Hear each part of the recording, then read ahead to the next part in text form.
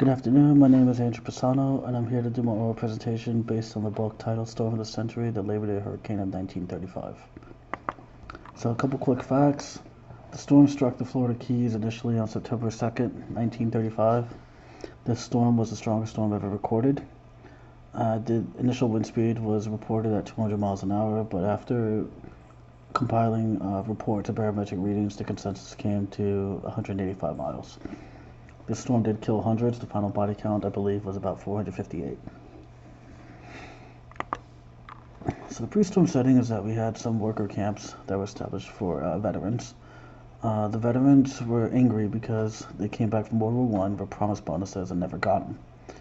So in response to their marches on Washington, Roosevelt came up with this plan to get the veterans their money, but to also help rebuild the infrastructure for America. Their locations for the camps were in high-risk areas. They were along the low-lying keys. They were not in the high ground, relatively speaking. Also, the structures of their quarters and all the buildings in the camps were flimsy at best. The description was that the roofs of all their buildings were just tarps. There was no planning, there was no preparation for disasters, given the seasonal threat of hurricanes. There was no clear authority on who can pull the trigger and make decisions. And most of the people that were affected were ignorant of hurricanes. Actually, yeah, I would argue that probably about 90% of the veterans who died, this was their first hurricane. So government agencies that were involved, we had FARA, which is the Florida Emergency Relief Agency. The Florida administrator was Fred Ghent. The Works Progress Administration, that was headed by Ray Sheldon. Ghent was up in near the Jacksonville area of the state. Ray Sheldon was more hands-on on location. You had the Veterans Affairs, the Veterans of Foreign Wars, and the American Legion. The latter three came into play after the storm. 3 worker camps were affected. Camps 1, 3, and 5. Now, the camp number 1 was on Windley Key, which is part of the Upper Keys. Camp 3 and 5 was on the Lower Metacom Key, which I believe is the first island of the Middle Keys. Camp 5 was the most vulnerable because it was built along a beach. It was built on the lowest portion of land, and on top of that, with the rising seawater, the kitchen and the barracks were all flooded. Well, not necessarily flooded, but they had about 1 inch of standing water. So if high tide could do that, then imagine what a storm surge would bring. Now, Ben Davis, he was the superintendent of Camp 3. Based on his actions from what was reported in the book, I would argue he saved a lot of lives. Now, a few days before the storm, there were reports off the coast of Cuba, and this was from the counterparts to the weather agency in Miami, that a storm was developing. It had reached hurricane force winds and was initially predicted to strike Cuba, but was turning towards the Keys. The weather authorities sent out multiple advisories. The advisories were saying, hey, you have a hurricane coming. It's unclear where it's going to strike, but it did reach hurricane force, so you guys need to make your preparations. Many of the locals, and according to diaries and journals, they had their own barometers. They knew how to interpret and read them. So when they saw the barometric pressures dropping on a daily basis, and especially hour by hour, they were getting concerned because that meant the storm was strengthening, and it was also coming towards them. The locals told the administrators, particularly Sheldon, he needed to get the veterans out and get them out soon. Sheldon was pretty ignorant of hurricanes, even though he lived in Florida, but he only went through some minor ones. Ghent was very complacent in the phone conversations that took place. Reflected on this. He figured, well, I survived the hurricane that killed 1,800 people in Lake Okeechobee, so this one can't possibly be that bad. Well, he was wrong. Also, they were primarily used in the newspapers as updates on the position and strength of the hurricane, but they didn't realize that the newspapers were operating in the past. They really needed to use the barometric pressures in order to make proper planning. So failure to launch is when they figured out that something needed to be done, but they failed to pull the trigger. The biggest misconception that happened, and this is what cost the lives of many people, is that the train from Miami to the Keys initially was reported that it could be there within 4 hours. Now, it was an 80-mile trek to get to their camps.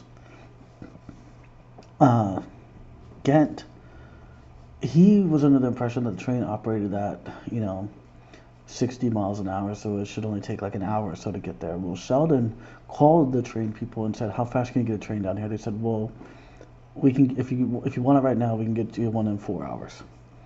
What they failed to convey, what Sheldon failed to realize, is that the train was already built, they had the workers present, and that it was properly fueled. But that wasn't going to be the case for around the clock. So when he finally did call for the train, they had to do all these tasks.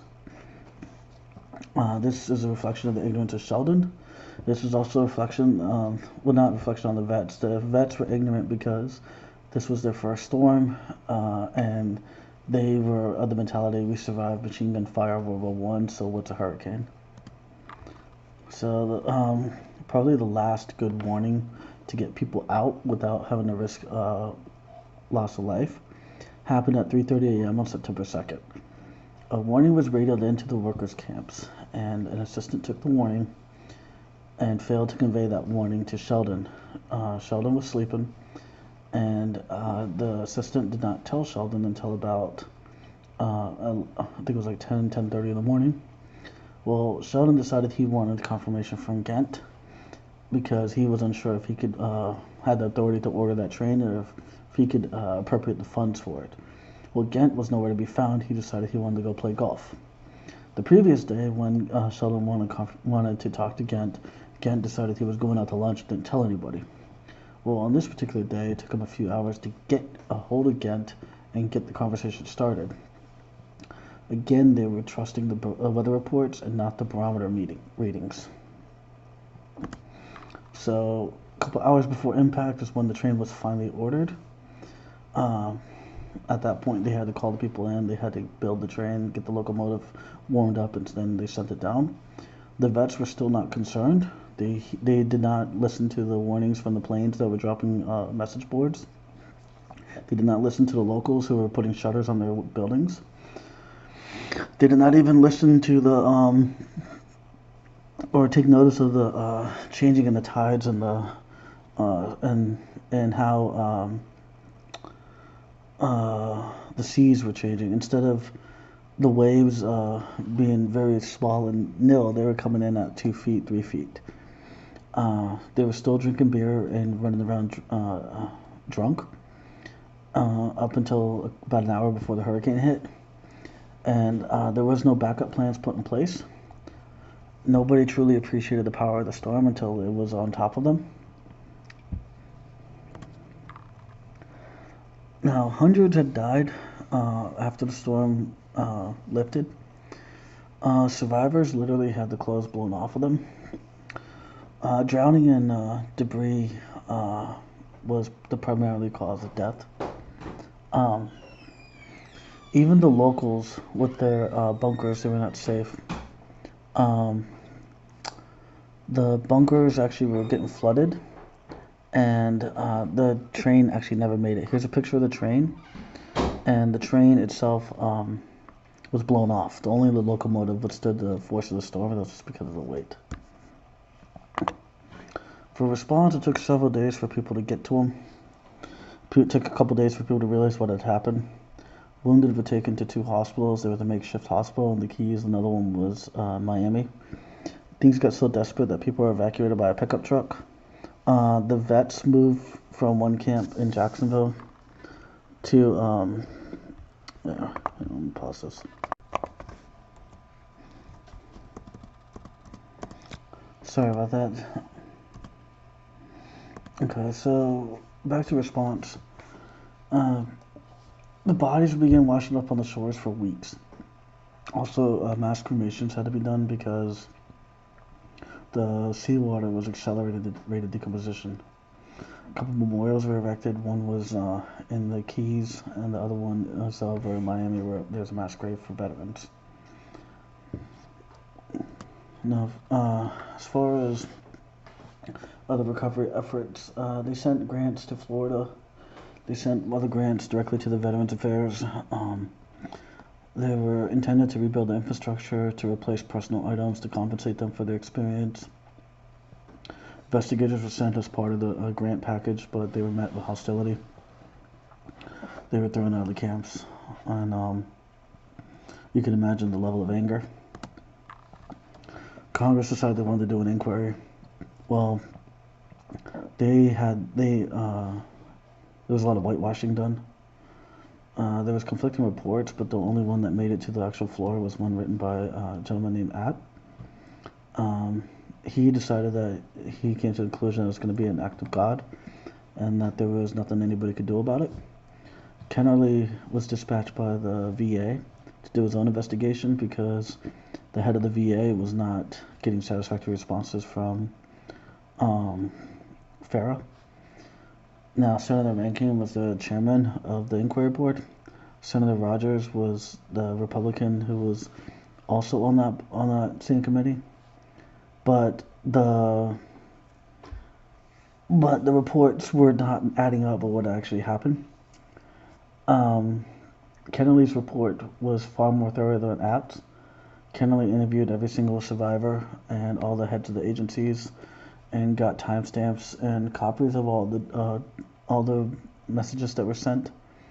Every time Senator Rogers wanted to ask about a fallacy or something that wasn't adding up, Senator Rankin would interrupt and would use leading questions to force the witnesses to come to the conclusion that it was an act of God. And the reason why he was so forceful on this is because it was during an election cycle. Anyway, thank you for the presentation. I apologize for the interruption. Hope you enjoyed it.